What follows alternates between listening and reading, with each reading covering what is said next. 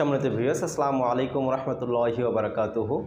আজকে আমি আলোচনা করব যে মাদ্রাসায় পড়াশুনো কন্টিনিউ করবেন নাকি আপনি দাখিল পাস করার পরে কলেজে চলে যাবেন কিংবা আলিম পাস করার পরে আপনি কলেজে চলে যাবেন। কারণ কি জানেন, আসলে এই বিষয়টা আলোচনা করার এক নাম্বার সেটি হচ্ছে, আমরা যারা মাদ্রাসা স্টুডেন্ট আছে তারা মনে করে কি যে মাদ্রাসায় পড়াশোনার কোনো ভ্যালু নেই, ভ্যালুলেস, এর সার্টিফিকেটের কোনো মূল্য নেই, ঠিক আছে। আর দুই নম্বর যে বিষয়টা সেটা হচ্ছে হেজিটেশন। জবের মার্কেটে তারা খুবই ইতস্তত বোধ করে তাদের অবস্থান নিয়ে, তাদের মাদ্রাসা পড়া নিয়ে। তৃতীয় নাম্বার যে তাদের যে মূল্যায়ন, নিজস্ব যে মূল্যায়ন আছে মাদ্রাসার স্টুডেন্টদের, সেটা তারা ভুলে যায়। সো প্রথমে একটা কথা বলে রাখি, আমি ওই ধর্মীয় দিক থেকে আলোচনা করব না এখানে, কারণ ধর্মীয় দিক থেকে আলোচনা করলে অনেক বিষয় থাকে যে মাদ্রাসা স্টুডেন্টদের ভ্যালু কিন্তু একটু ডিফারেন্ট। তারা কোরআন হাদিস নিয়ে পড়াশোনা করে, তাদের মূল্যটাই আলাদা।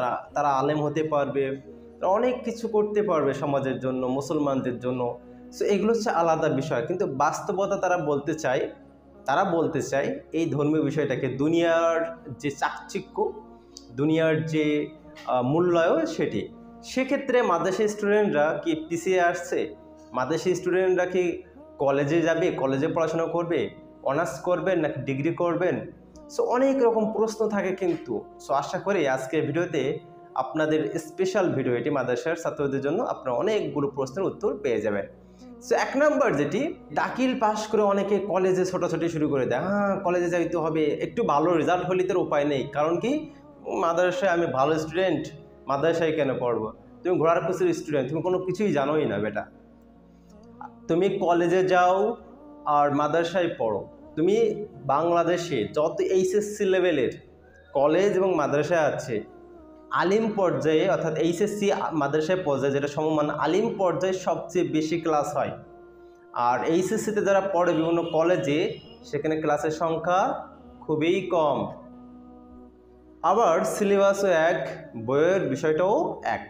এখন ক্লাস না করলে তুমি কি করতেছো? কলেজে যে বিভিন্ন সার্কাস, প্রাইভেট বা ব্যাচে পড়ে তুমি সেটা শিখতেছো। তুমি সেই কাজটা মাদ্রাসা থেকে করো, সমস্যা কোথায়? সমস্যা হচ্ছে মাদ্রাসা পড়ে ভবিষ্যৎ নেই। কে বলেছে ভাই তোমার মাদ্রাসা পড়ে ভবিষ্যৎ নেই? তোমার ভবিষ্যৎ কি কলেজ লিখে দিয়েছে? আচ্ছা, তাহলে একটা বিষয় আমি শেয়ার করি, সেটা হচ্ছে, যারা মাদ্রাসা থেকে পড়াশোনা শেষ করেছে তারা কি না খেয়ে আছে নাকি? ও ভাই, আপনি তো এসব কথা বলে কাজ হবে না, জবের কথা বলেন। ওকে, চলো জবের কথা বলি। সেটা হচ্ছে, যারা মাদ্রাসা থেকে পড়াশোনা শেষ করেছে তাদেরকে বাংলাদেশের সরকার চাকরি দেয় না? না বলে যে হ্যাঁ, এখন আওয়ামী লীগের সময় চাকরি পাওয়া যায় না, বিএনপির সময় হইলো হয়তো, জামাত ইসলাম থাকলে মাদ্রাসা স্টুডেন্টদের চাকরি পাইতাম বেশি। এই ধরনের কথাবার্তার নিতান্তই ভুল। এই কথাগুলো ভ্যালুলেস, কোনো মূল্যায়ন নেই। আমি আরেকটু বোঝাই, তার মানে আমি বোঝাতে চাচ্ছি, দাখিল পাস করে কোনো মাদ্রাসা স্টুডেন্ট যেন কোনোভাবেই কলেজে না যায়, এটা যাওয়া মানে বোকামি। কারণ তুমি যদি মাদ্রাসা থেকে আলিম পাস করো, তোমার হিউজ বেনিফিট আছে চাকরির ক্ষেত্রে, জব সেক্টরে অনেক প্রতিষ্ঠান আছে যে ক্ষেত্রে তোমার অনেক ভ্যালু থাকবে। কিন্তু তুমি যখন অন্য এই যে হিউজ একটা পপুলেশনের মধ্যে আসছো, হিউজ পপুলেশন বলতে কোনগুলা? মাদ্রাসা স্টুডেন্টের সংখ্যা কম, এদের পদ সংখ্যা বেশি। কিন্তু যারা জেনারেল লাইনে পড়াশোনা করি, এখানে প্রচুর কম্পিটিটর, প্রচুর মানুষ লড়াই করতেছে একটা পদের জন্য। এর মধ্যে কি দরকার রিস্ক নেওয়ার? আচ্ছা, অনেকে তো মনে করেন যে আলিম শেষ করেই অনার্স মাস্টার্সে করার চিন্তা ভাবনা করেন কলেজ থেকে। কোনো লাভ নেই, ফায়দা নেই। কি লাভ আছে ভাই আপনার? যদি আপনি ইউনিভার্সিটিতে চান্স পান, সেটার হিসাব আলাদা। কিন্তু তুমি আলিম শেষ করেই তুমি দৌড়াচ্ছ কোথায়? কলেজের দিকে। কি লাভ হচ্ছে কলেজে আমরা জেনারেলি অধিকাংশ কলেজ ক্লাস হয় না, কিছু কলেজ ক্লাস হয়, তেমনি ঠিক অধিকাংশ মাদ্রাসায় ক্লাস হয় না। ফাজিল কামিলে কিছু ফাজিল কামিল মাদ্রাসায় ক্লাস হয়। এখন কথা হচ্ছে, দুইটা কিন্তু সেম। তুমি যদি মাদ্রাসায় ভর্তি হয়ে থাকো, ফাজিল কামিল করো, পাশাপাশি তুমি জবের প্রিপারেশন নিতে পারবা এবং চাইলে অন্য জবও করতে পারবা, যেটি তুমি কলেজে পড়ে করতেছো। কিন্তু কলেজের সার্টিফিকেট কি দরকার? তুমি রাষ্ট্রবিজ্ঞান নিয়ে ভর্তি হয়েছো, তুমি বাংলা নিয়ে ভর্তি হয়েছো, তুমি ইংলিশ নিয়ে ভর্তি হয়েছো, জব সেক্টরে কিন্তু কোনো ভ্যালু নেই। পুরো আমরা জানি মানবিকের জন্য কলেজের একটা ভ্যালু আলাদা, বিশেষ করে ইংলিশ সাবজেক্টের। এখন কথা হচ্ছে ইংলিশ সাবজেক্টে ন্যাশনালে পড়ে যে জীবনের যে অতিষ্ঠ অবস্থা, ওর চেয়ে তুমি 4 বছর চাকরির প্রস্তুতি নাও বা 3 বছর চাকরির প্রস্তুতি নাও মাদ্রাসায় ভর্তি থেকে, সেটাই সবচেয়ে ভালো, যেটা তুমি বুঝতে পারতেছো না। আমাদের মাথার মধ্যে কিছু খারাপ জিনিস ঢুকিয়ে দিয়েছে, মাদ্রাসার ছাত্রদেরকে আপনার চাকরি দিতে চায় না, এদের হচ্ছে আপনার ভাইবা থেকে বাদ দেয়, এই ধরনের কথাবার্তা যেগুলো চূড়ান্তই ভুল, চূড়ান্তই ভুল। সো যারা মাদ্রাসায় পড়তেছ ফাজিল কামিল করো, আর অনার্স করার কোনো দরকার হয় না। এইটা যদি একটা বিষয় আছে যে 4 বছরই অনার্স, তো 4 বছরই অনার্স করে দেখা যাচ্ছে যে অনেক জায়গায় অ্যাপ্লাই করার ক্ষেত্রে স্নাতক সম্মান লাগে, ঠিক আছে।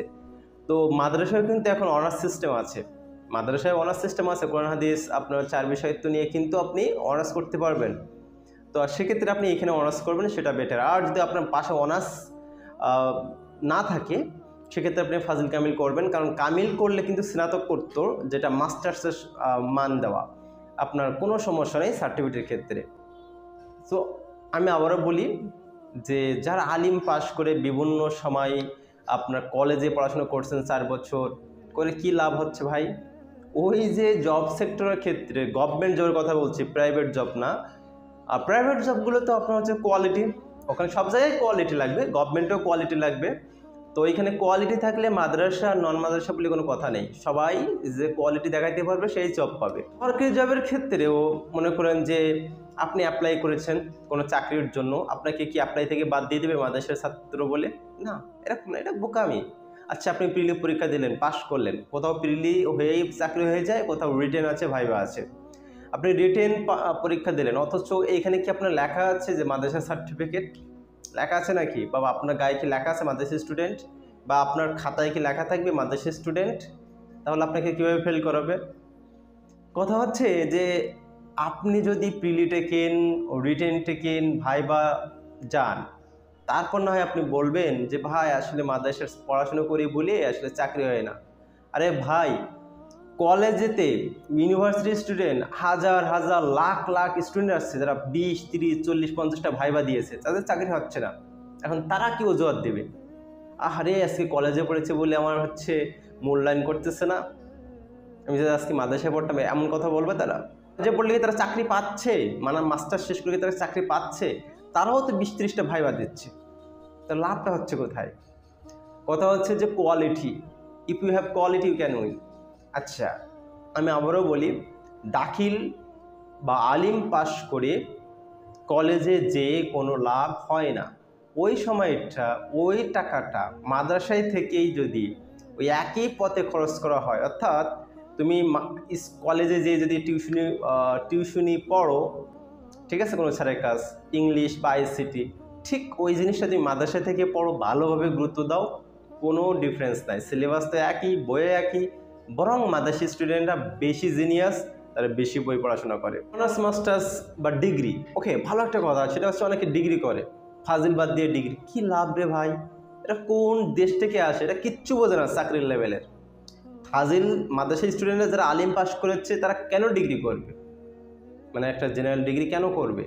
এরা জানেই না, বোঝেই না, কিচ্ছু জানে না এরা। অথচ দেখা যাচ্ছে যে তারা যদি মাদ্রাসা থেকে ফাজিল শেষ করে, তাহলে দাখিল, আলিম, ফাজিল বিভিন্ন জব সেক্টরের ক্ষেত্রে তারা হচ্ছে অ্যাপ্লাই করতে পারবে, প্রমোশন থাকবে, অনেক কিছু আপনারা বেনিফিট পাবেন। আর কামিল শেষ করলে তো কোনো কথাই নেই। সো দেখা যাচ্ছে অনার্স এবং ফাজিল, অনার্স আর ওদিকে ডিগ্রি এবং ফাজিল ডিগ্রি, দুইটা যেটা আছে, দুইটাই কোনো মানের ডিফারেন্স নেই, চাকরির ক্ষেত্রে কোনো সমস্যা নেই, বরঞ্চ মাদ্রাসা স্টুডেন্টদের জন্য কিছু কিছু সেক্টর আপনার কী আছে, উন্মুক্ত আছে, যেখানে পদ অনুযায়ী আপনার জনসংখ্যা খুবই কম, লড়াই করে কম, ঠিক আছে। সিলেবাস সেম, কোয়ালিটি অর্জন করুন মাদ্রাসায় থেকেই। মাদ্রাসায় আপনি ফাজিলি ভর্তি হয়ে আপনি চাকরি প্রিপারেশন নেন 3-4 বছর, বিভিন্ন কোচিংয়ে ভর্তি হয়ে যান, কে ঠেকায় আপনাকে? কে ঠেকায় আপনাকে? মাদ্রাসায় পড়ে জজ হওয়া যায় না, ম্যাজিস্ট্রেট হওয়া যায় না, এগুলি সবই ভুয়া কথা। মাদ্রাসায় পড়ে ডাক্তার হওয়া যায় না, ইঞ্জিনিয়ার হওয়া যাবে না, কে বলছে? যে মাদ্রাসায় সায়েন্স আছে সেইখান থেকে যারা পড়াশোনা শেষ করছে, এখন তো সব সিলেবাস এক। তো যেটা বলছিলাম যে সায়েন্স যেখানে আছে, এইচএসসিতে এখন তো আপনার 10 পর্যন্ত সব এক গ্রুপ, মাদ্রাসা বলেন আর আপনার হচ্ছে কলেজ বলেন। সো এইচএসসি থেকে যেখানে আর্টস সায়েন্স আছে কমার্স আছে যারা পড়াশোনা করছেন, তারপরে আপনার হচ্ছে পরে বিভিন্ন মেডিকেলে যাচ্ছেন, ইঞ্জিনিয়ারিং পড়াশোনা করতেছেন, তারা হচ্ছে না ইঞ্জিনিয়ার মাদ্রাসা থেকে।